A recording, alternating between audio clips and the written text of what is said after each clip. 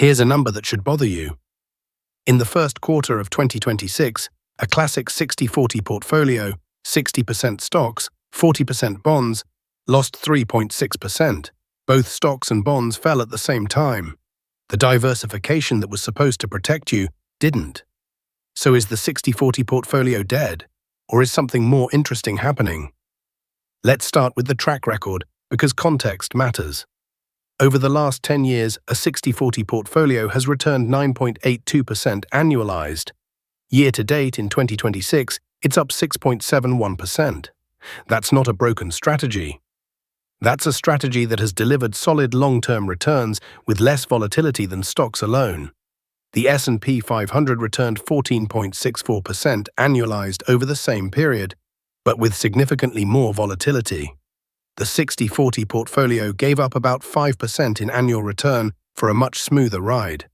For most investors, especially those within 10 years of retirement, that trade-off is worth making. But the ride has gotten noticeably bumpier, and the reason is something called stock-bond correlation. For roughly 2 decades, from 1998 to 2019, stocks and bonds moved in opposite directions. When the stock market dropped, Treasury bonds rallied. The bond side of the portfolio cushioned the fall. That negative correlation was the engine that made 60-40 work so well. Then 2022 happened. Inflation surged above 6%, the Federal Reserve raised rates from near 0 to 5.25% in under 2 years, and both stocks and bonds fell together. The 60-40 portfolio posted its worst calendar year since the 1970s. 4 years later, where are we? The rolling 24-month correlation between stocks and bonds peaked at around plus 0.50 in mid-2023. As of April 2026, it has drifted down to somewhere between plus 0.10 and plus 0.30, depending on how you measure it. That's not deeply negative, like the old regime, but it's also not sharply positive, like 20/2. It's in a transitional band, and whether it resolves back to the old pattern or settles into a new normal depends on one thing: inflation. Core PCE, the Federal Reserve's preferred inflation measure, is running at 2.6 to 2.8%. That's right at the historical inflection zone for stock-bond correlation.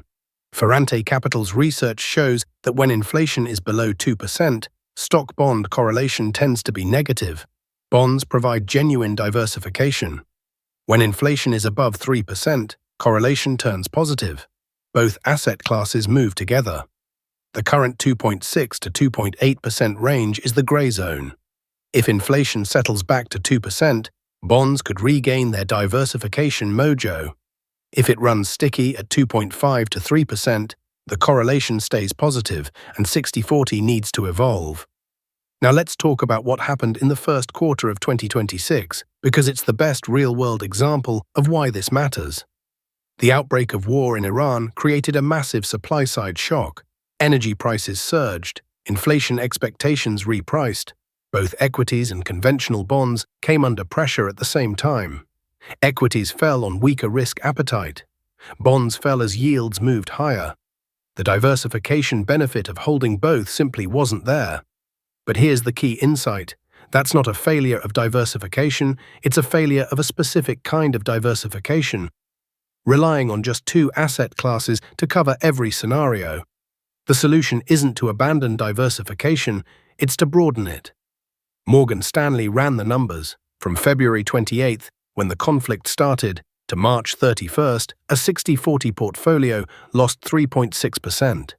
But a portfolio with just 5% allocated to a diversified basket of commodities, not just oil but metals, agriculture, and energy, turned that loss into a gain of nearly 1%.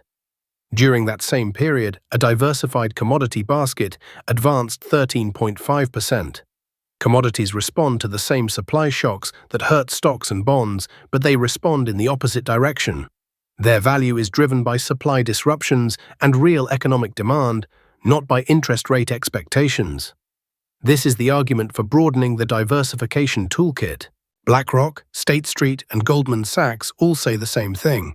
The next generation of portfolio construction needs to go beyond stocks and nominal bonds.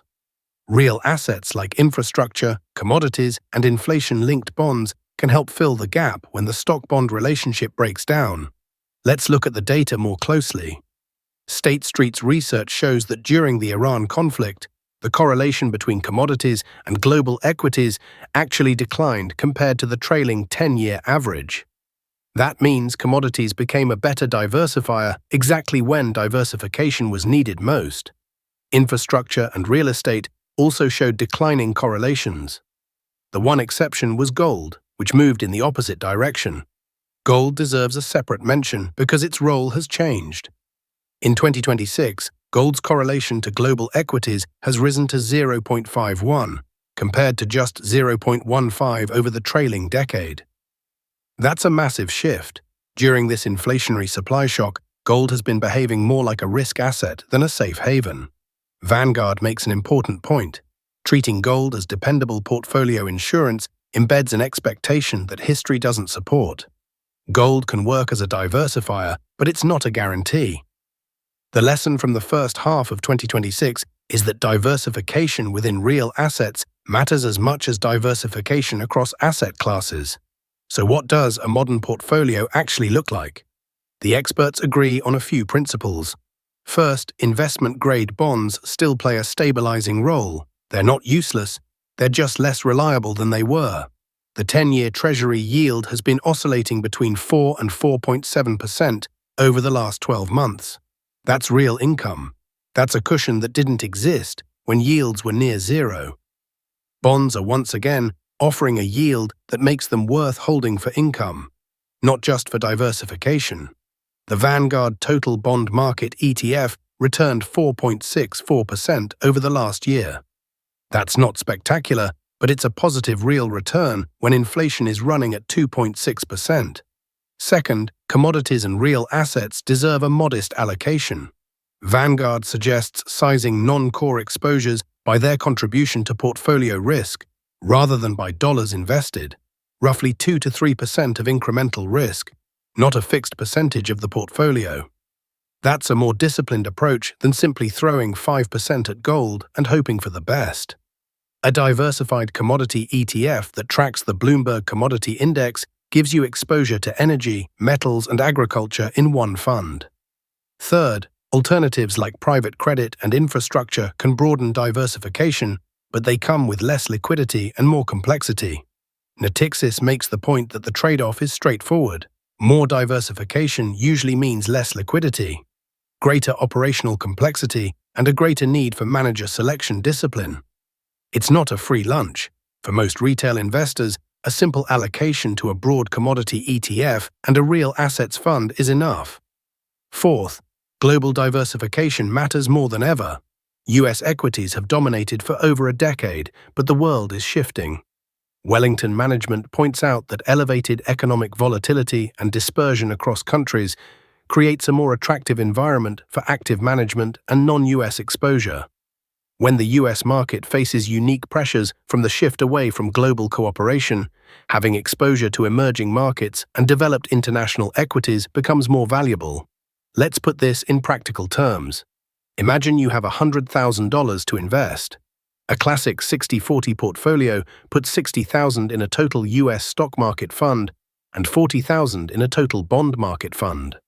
A modern version might put $55,000 in global stocks, $35,000 in investment-grade bonds, $5,000 in a diversified commodity ETF, and $5,000 in a real assets fund that includes infrastructure and inflation-linked bonds.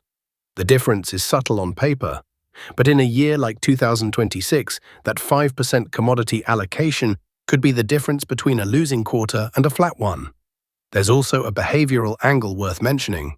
When diversification fails to protect your portfolio during a downturn, the natural reaction is to abandon the strategy entirely.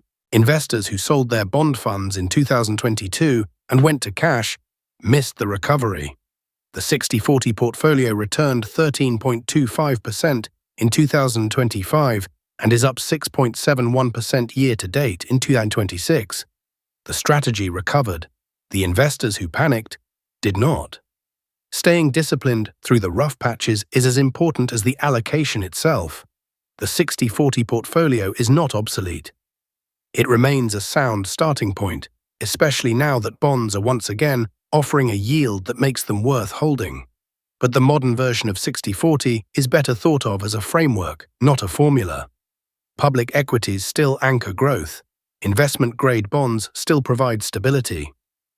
But private credit, infrastructure, commodities, and real assets can be added to improve risk-adjusted returns across a wider range of outcomes. Here's the bottom line. Diversification isn't broken. It's just not as simple as it used to be. The core principle, don't put all your eggs in one basket, is as true as ever. But the baskets have changed. A modern portfolio needs more than stocks and bonds. It needs real assets, commodities, and a willingness to adapt. The 60/40 portfolio isn't dead, it's evolving. And understanding that evolution is what separates financial literacy from guesswork. That's financial literacy, not luck.